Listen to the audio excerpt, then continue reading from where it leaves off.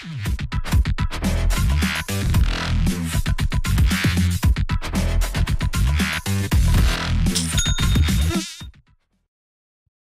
guys, and welcome to the next module in the High Ticket Ecom Secrets video course. And so in the previous modules, we talked about determining how our niche is seasonal or not. We determined the demand, we determined the average profit and average price, and we started to filter out some of the niches inside of our list to determine which ones were good and bad. And we obviously kept the ones that were good up top and filtered the ones that did not pass all the tests down below. But we held on to these for later, just in case we decided to pursue them at a future time. Now in this video, we're going to be talking about these two columns right here, which are demographic and brand loyalty. Now, we spoke a little bit about these in the first series of videos. We talked about demographic and we talked about brand loyalty. Demographic, of course, we know through our research that we want to be appealing to products in the middle class. We don't want to be appealing to, the lower class. We don't want to appeal to the upper class, like the wealthy, like the super wealthy.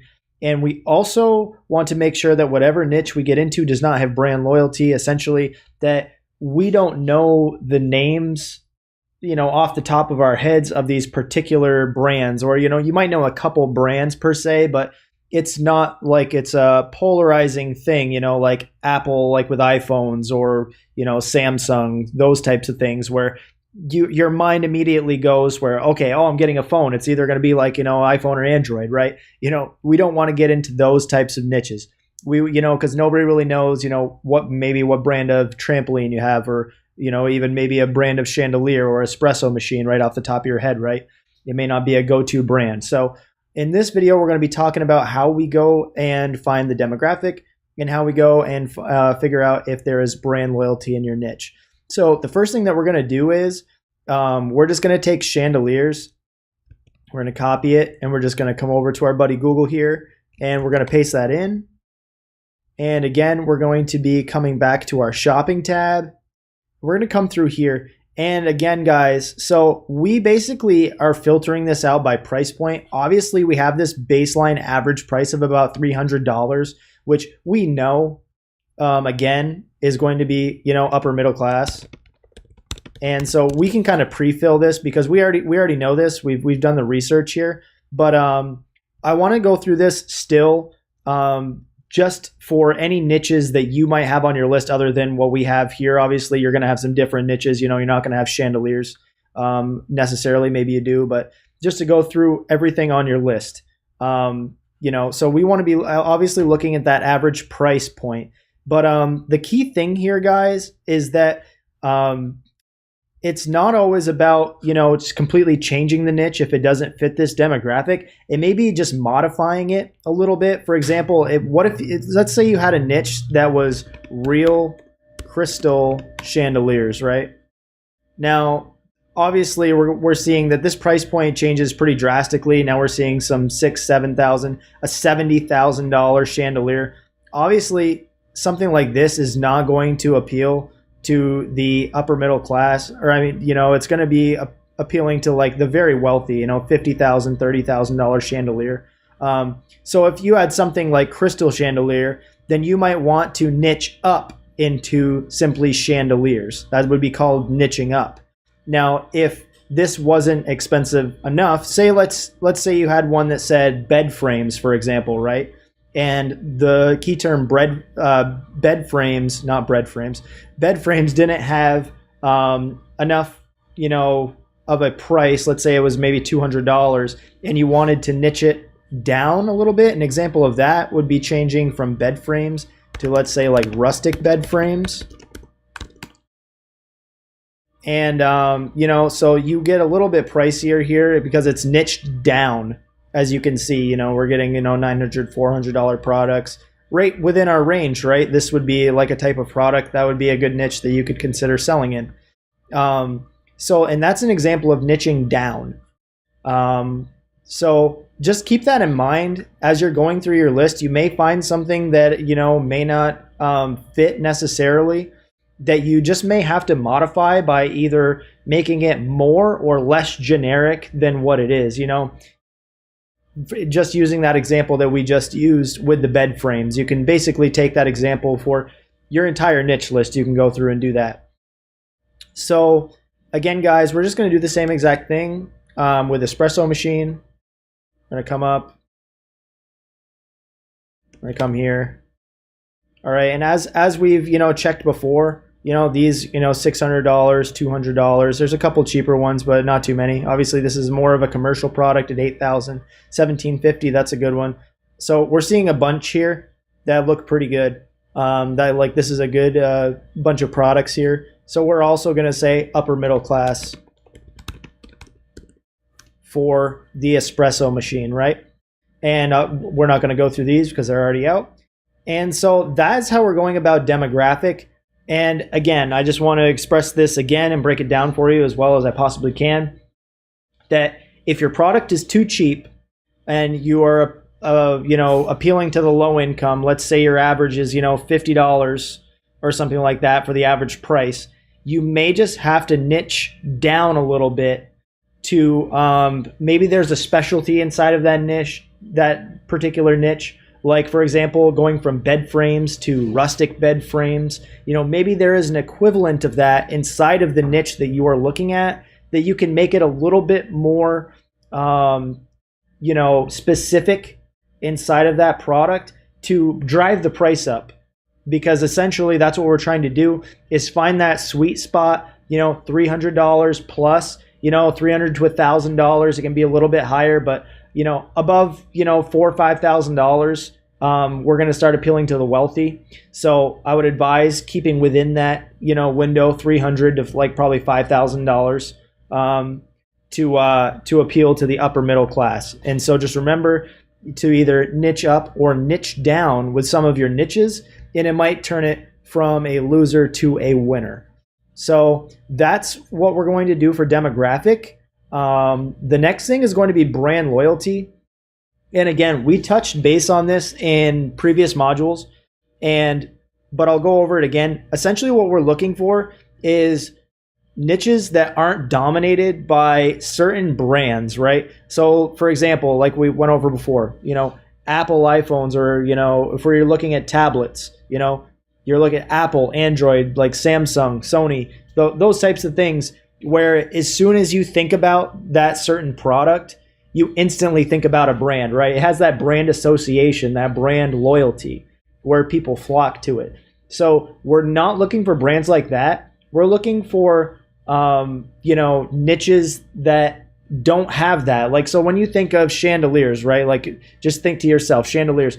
There isn't that brand where it's just like, oh, I have to have like this type of chandelier, right? Customers aren't thinking that. Instead, they're thinking, I want this style of chandelier. I want crystals on it with like an ebony, sort of like arrangement, but I don't care who makes it. I just want the picture that I have in my head. I want that. That's going to go in my living room, and this is what I want. Those are the types of niches that we want to get into. We want to get into the types of niches that nobody associates specific brands with, or that they have to have them, right?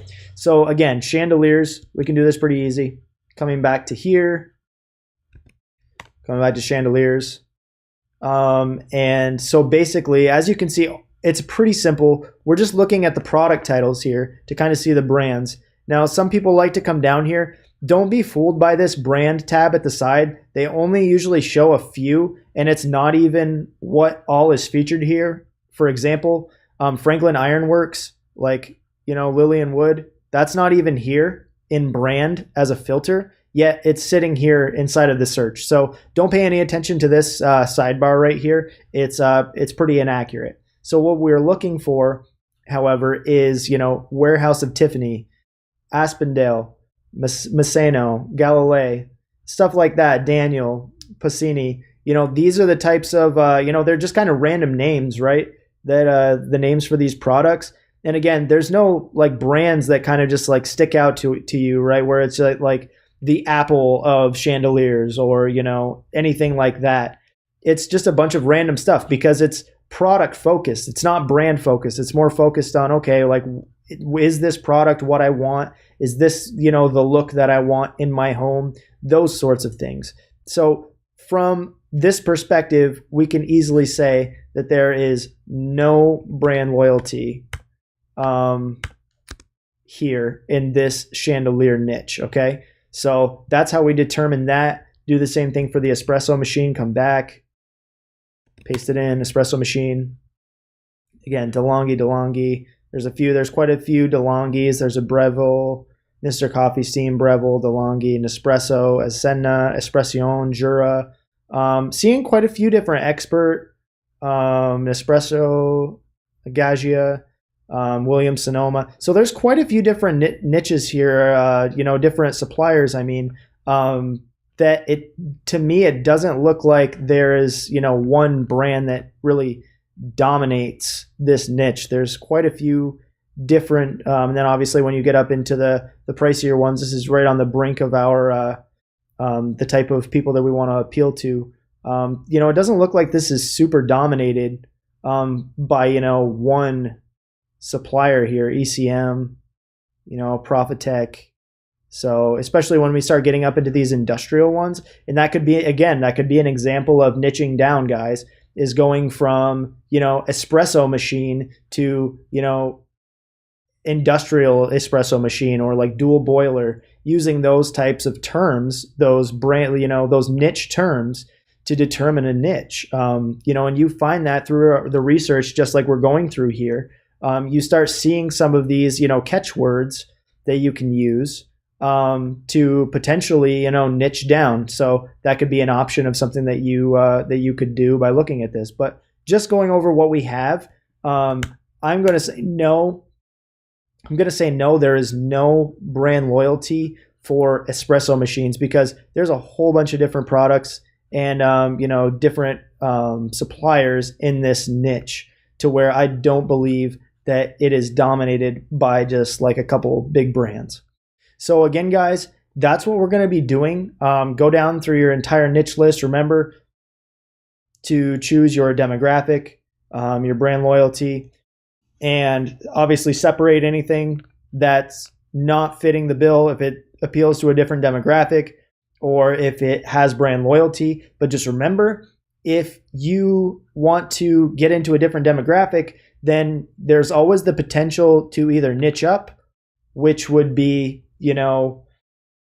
making your niche more general, going from, crystal chandeliers to just chandeliers, or niching down, which is the opposite of that, going from bed frames to rustic bed frames, to try to, drive the price point up and make it specialty. Just keep in mind that if you do niche down, you're going to need to start over, because, you still have to make sure that we're getting enough keyword demand, if you do decide to niche down, to make sure that it's still a good niche. Because again, you have the difference between bed frames and rustic bed frames. There's obviously going to be far more searches for bed frames than rustic bed frames. And we want to make sure that the rustic version would be getting, more than those 10,000 target searches per month. And that goes for whatever niche that you are looking at getting into. If you niche down, you have to just make sure that it gets over that 10,000 monthly searches per month.